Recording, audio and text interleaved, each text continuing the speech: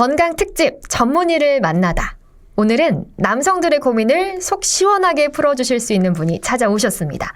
비뇨기과 전문의 황인성 원장님입니다. 원장님 안녕하세요. 네, 안녕하세요. 네. 비뇨기과 전문의 황인성입니다. 네, 반갑습니다. 네, 반갑습니다. 네, 사실 비뇨기과 하면은 남성들이 가는 걸 좀 꺼려한다고 알고 있는데요. 가는 거 자체를 부끄러워하시는 분들도 계신 것 같아요. 그만큼 궁금한 부분도 많이 있으실 것 같습니다. 자, 그래서 오늘은요, 가장 궁금해하시는 질문과 사연을 선정해서 원장님과 이야기를 나눠 보겠습니다. 저희가 질문과 사연을 미리 받아서 골라봤는데요. 먼저 오늘의 사연부터 소개해 드릴게요. 33세 남성입니다. 관계를 하면 2분도 안 돼서 사정을 합니다. 10년 전부터 고민이었고 수술 빼고 해볼 수 있는 건 다 해봤다고 생각합니다. 그렇게 노력을 했는데도 지금까지 2분밖에 못하는 제가 너무 싫습니다. 수술을 할까도 생각을 했다가 포기했던 이유는 조루 수술을 해도 다시 원상태로 돌아오는 경우가 있다고 들었기 때문인데요. 사실상 효과만 보장이 된다면 당장이라도 수술을 하고 싶은 심정입니다. 지금 연애는 물론이고 결혼은 꿈도 꾸지 못하겠습니다. 어떻게 하면 좋을까요? 네, 조루증에 대한 절박한 사연이었습니다. 사실상 관계를 함에 있어서 서로 충분한 시간을 나누는 게 중요할 텐데 사연자분께서는 그러지 못하는 상황이라서 걱정이 많으실 것 같습니다. 자, 이와 관련해서 원장님과 이야기를 나눠볼 텐데요. 자, 지금 조루증에 대한 고민이 있으셨어요. 자, 어떻게 조루증을 정의할 수 있을까요? 이거는 항상 어디 학회에서 지금 조루증 정의라고 하는 부분들이 지금은 이제 명확하게 이거다 하는 부분들은 조금은 좀 의견이 분분한 거고요. 저는 그래서 항상 환자분들께 말씀드리고 하는 부분들은 보통 그렇습니다. 그러니까 부부관계를 하는 데 있어서 실제로 어느 정도 교감이 이루어지기 전에 사정이 이루어져서 그런 부분들 때문에 원만한 부부 생활이 되지 않고 그런 부분들로 인해서 실제로 남자나 여자 혹은 둘 모두가 스트레스를 받고 컴플렉스를 갖고 있고 특히 남자 같은 경우는 이제 그런 컴플렉스가 있는 부분들이 생기는데 그런 부분들이 있다라고 했을 때 보통은 조루증이다라고 정의를 하는 게 요즘에는 더 바람직하다라고 나와 있어요. 그래서 이런 부분들이 실제로 우리나라 같은 경우가 상당히 유병률이 높아요. 어느 정도인가요? 그래서 유병률이 예전에 통계로 나왔을 때도 보통은 한 7, 8% 나왔고요. 요즘에 이것도 정확한 통계는 아니지만 어쨌든 최근에 연구한 부분들로 봤을 때도 30%는 넘는 걸로 그렇게 돼 있습니다. 그렇기 생각보다 때문에 높네요. 상당히 많고요. 저는 그래서 환자분들께 말씀드리는 내용이 이런 스트레스를 받는 부분들, 컴플렉스가 있는 부분들이 실제로 밖에다 어떻게 얘기하기도 그렇고 실제로 좀 창피해서 본인만 알고 본인만 꽁꽁 앓는 경우가 있는데 저 환자분들께 그래요. 솔직히 우리나라 사람 2명 중에 1명 정도는 실제로 이런 부분에 대해서 고민을 다 해본 사람이기 때문에 너무 그런 부분들이 너무 나만의 문제다. 너무 나만 뭔가 모자라다. 나만 이런 부분들에 대해서 뭔가 조금 좀 내가 좀 처져 있다. 그러니까 조금은 이렇게 열등하다. 이렇게 생각할 필요가 없다라고 저는 항상 말씀을 드리고 실질적으로 이런 부분들이 여러 가지 치료를 통해 완치를 하는 부분들은 좀 어려울 수 있어도 그래도 극복은 가능한 부분들이 있으니까 조금 길게 텀을 두고 같이 해결하는 쪽으로 이제 이 같이 해결하는 거는 저와 환자와의 해결도 그렇지만 부부끼리와도 이런 원만하게 해결하는 부분들이 같이 이루어져야 진정하게 그래도 어느 정도 극복을 할 수 있는 부분들이 있기 때문에 그런 부분들로 이렇게 해결책을 제시를 하는 경우가 많아요. 그렇군요. 네. 그러니까 관계에 있어서 컴플렉스를 갖는 경우가 조루증이라고 할 수가 있겠고 그렇죠. 사실 일반 남성들도 누구나 한 번쯤은 고민해봤을 법한 또 그런 고민이 아닐까 싶습니다. 맞습니다. 네, 자 그렇다면은 이 조루증의 원인은 어디에 있는 걸까요? 이 원인도요. 이제 실제로 우리가 어떤 질환이든 일단 유전적인 소인을 무시할 수는 없어요. 그렇기 때문에 일단 유전적인 소인은 당연히 있다고 봐야 되는 거고요. 남자들의 그런 사춘기 때 겪는 경험들, 뭐 이제 그런 여러 가지 몽정이라든지 그런 자유행위라든지 그런 부분들이 이제 조루증으로 같이 이어지는 경우가 있고요. 나중에 이제 노년이 되고 나이가 들면서 실제로 나이가 들면서 조루증에 대한 유병률은 더 높아지게 마련이거든요.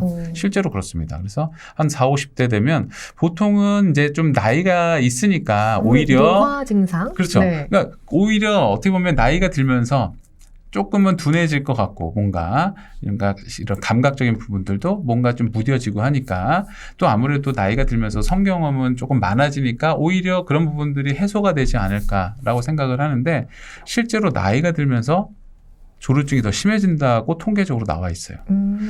이제 그런 이유들이 이제 보통은 이제 나이가 들면서 이제 그런 우리가 피부 자체가 젊었을 때는 조금은 더 피부가 탄력도 좋고 수분도 많고 하기 때문에 더 두껍고 하지만 나이가 들면서 이제 피부가 얇아지고 수분도 빠지고 더 예민해지는 부분들이 있거든요. 이제 그런 부분들 때문에 생기는 부분들. 그리고 실제로 우리가 남성들 나이가 들면서 성기능이 좀 떨어지는 부분들은 있잖아요. 근데 이제 성기능이 떨어짐으로 인해서 이제 우리가 그 사정 시간을 조절한다고 하잖아요. 네. 그 조절 능력 자체가 이제 문제가 생기는 겁니다. 그렇기 때문에 이제 그런 부분들로 인해서 더 유병률이 올라가고.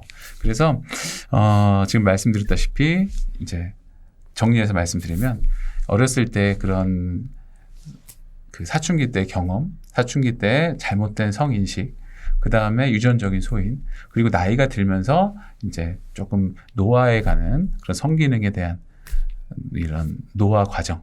그런 부분들이 같이 원인이 될 수 있다고 볼 수 있겠습니다. 그렇군요. 그러니까 유전적인 요인과 또 후천적인 환경적인 요인들이 같이 복합적으로 작용을 하는 것 같습니다.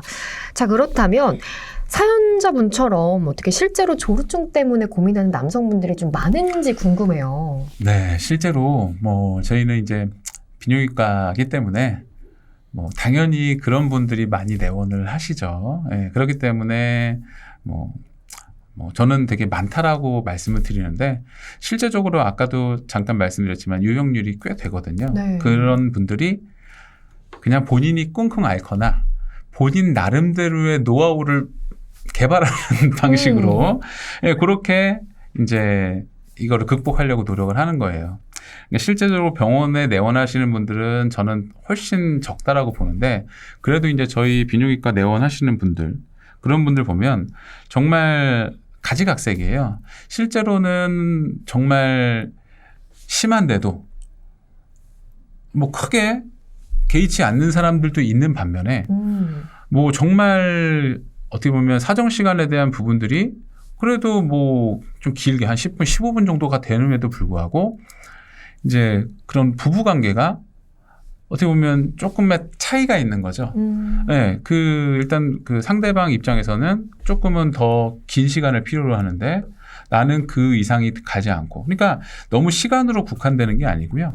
실제적으로 그러한 차이가 이게 잘 이렇게 교합이 되지 않으면 어떻게 보면 그런 부분들 때문에 이제 좀 부부 관계에 트러블이 생기고 그런 부분들 때문에 실제로 병원에 내원하시는 분들도 있어요. 그렇기 때문에 저는 이제 이러한 조루증에 대한 부분들을 이제 꼭 그런 환자분들 고민하는 분들을 저는 꼭 말씀드리는 게, 그러니까 물론 그냥 혼자 끙끙 앓고 계신 분들도 상당히 많지만 이제 저는 꼭 그런 분들에게 말씀드리고 싶은 게 어쨌든 본인이 이러한 사정 시간에 대한 제어라든지 어느 정도 컨트롤하는 부분들에 대해서 좀 고민이 있다. 그렇죠. 네. 잘 컨트롤이 안 되고 그리고 실제로 그런 부분 때문에 컴플렉스가 계속 커질 수가 있는 거거든요. 네. 그러니까 그런 부분들이 그렇게 커지기 전에 심해지기 전에 또 부부관계가 더 소원해지고 부부관계가 더 멀어지기 전에 이런 부분들은 이런 비뇨기과 전문의와 상담을 해서 개선을 하는 부분들이 실제적으로 더 필요하다고 저는 생각을 하고 있어요. 그러니까 스스로 이런 부분에 대해서 컴플렉스가 느껴지는 상황이라면 병원을 내원해서 그렇죠. 네, 이렇게 자세한 진료를 받아보는 게 굉장히 중요할 것 같습니다. 자, 그러면 이렇게 사연자분처럼 조루증을 갖고 계시는 분은 어떻게 치료를 하게 되나요? 조루증 치료라고 하는 것은 어쨌든 크게 우리 병원에서 할 수 있는 치료, 약물 치료와 수술적인 치료가 있고요. 그리고 기타 뭐 행동치료라든지 민간요법들이 있을 수 있어요. 근데 어쨌든 저희 이제 병원에서 할 수 있는 부분들은 이러한 수술적인 치료나 이제 약물치료가 되겠는데, 여기 지금 사연에 계신 분 같은 경우는 조금은 조루증에 대해서 조금은 심할 수 있을 것 같아요. 그러니까 약간 중증의 조루증이라고 봐야 될 것 같은데, 정확한 거는 좀 확인을 해봐야 됩니다. 아무리 이런 내용이 이렇다 하더라도 저희가 실제로 이런 설문이라든지 환자분들과 상담을 해보면요, 생각보다 그렇게 심하지 않은 사람들도 있고요. 오히려 이런 부분들을 더 심한데 이런 부분들을 안 심한 것처럼 이렇게 가렸다가 얘기를 하면서 그런 부분들이 다시 나오는 사람도 있어요. 그렇기 때문에 지금 사연으로 봤을 때는 되게 심해 보이기는 합니다. 중증의 조루증이라고 생각은 드는데, 어쨌든 이 부분은 아주 제한적인 정보이기 때문에 실제로는 한번 상담을 해서 어느 정도 이제 그 정도가 심한지 그런 부분들을 먼저 확인을 좀 해봐야 될 것 같고요. 인지하는 정도와 실제 이 병의 증상의 중증도가 또 다를 수 있다는 말이죠. 그렇죠. 그러니까 쉽게 얘기하면 이제 이 사연에 쓰신 분이 모르겠어요. 솔직하게 쓰셨을 수도 있지만 실제로 어떻게 성생활이 이루어지며 어떤 패턴으로 이루어지며 또 그런 부분들이 상대방은 어떻게 받아들여지는지 이런 부분들이 되게 중요한 거거든요. 네. 그러니까 어떻게 보면 이제 구체적인 그러한 상담이 이루어져야 조금은 더 이 사람한테는 이런 게 맞겠다.